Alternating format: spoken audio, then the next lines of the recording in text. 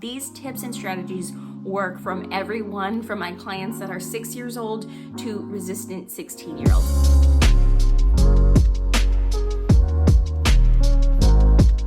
Hello there, welcome back to Social Work Scrapbook. I'm excited to talk about session planning with you today. I'm going to share 3 things that I do in planning for each of my sessions that you may want to add to your own sessions in order to engage. Let's get started with my number 1, which I feel is very important now that we may be doing therapy remotely or virtually. And that is starting and ending each session with a ritual of some sort. One of my favorites being lighting a candle. So this is a technique that I learned really early on in my social work career from one of my mentors. At this time, I worked in an elementary school. As we lit this candle, we both knew we were transitioning into our safe environment. And the student really enjoyed watching the candle light up. At the end of every session, he was allowed to blow out the candle and we left whatever it was that we were talking about in that space and we transitioned back into the classroom or back into daily life.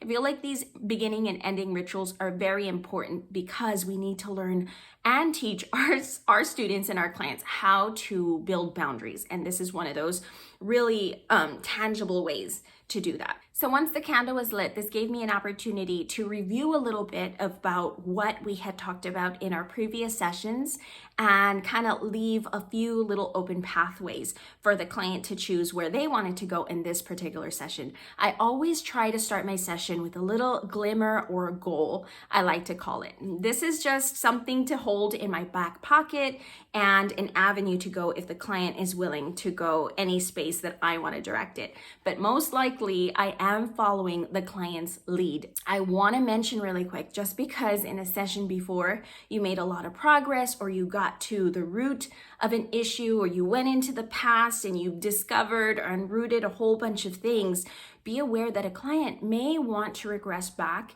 in the follow-up session, and that's perfectly fine. It is not a reflection on your own therapeutic skills. We simply want to give the client some space. So in my back pocket, I make sure that I have a activity that's gonna maybe push us further into what we were talking about previously, or a safer activity, something that we can learn more about each other and bring safety back into our space. Following the client's lead is very, very important.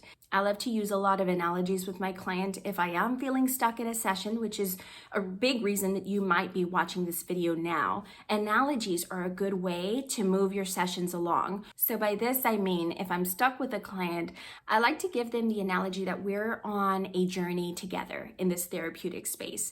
I'm not necessarily leading, but I'm certainly a co-pilot in the car with them. They are the driver. I'm simply giving them different routes, directions. They can take them, they cannot take them. Essentially, they're gonna do what they feel is right for them in the moment, and I'm gonna be part of their journey with them. I might give them a detour or show them that there's trouble up ahead on the road, but my job is simply to align with them. This is an important analogy that I feel pushes a therapeutic relationship along when things start getting stagnant and stale, which can happen. And by stale, I just mean you feel like you're not really going anywhere. That happens sometimes. And that's a great reflection on the fact that you have created a safe place. There's a lot of predictability, but eventually we want to shift things up and around, and that's part of the journey. So I do use that as part of my analogy too, is we are en route somewhere. So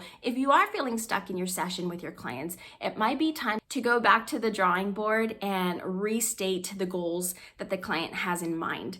Understand that a client may come in with a presenting problem that they do not want to work on, and then we got to get to that underlying problem. If this is not making sense to you and you may not even have gotten to that underlying problem, you're maybe having some issues even getting the client to talk, I have a whole course for you, especially if you want to be a clinical social worker. My course is really the basic steps to helping a client open up with you and creating that safe place where they're able to share. And if you really don't feel like you have the strongest clinical skills as far as getting a client to open up and speak, those are some skills that I start off in this really simple self-paced course that you can find.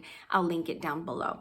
Before you end your session, it's really important to summarize. Even if your session wasn't very long, the summary part of it should also build the strength of the client. And then you want to align. You want to set up your groundwork for the next session coming in. So as you're aligning, you ask the client where they want to go next, and then you grab your date, your details as far as when you're going to meet, what time you're going to meet, things like that.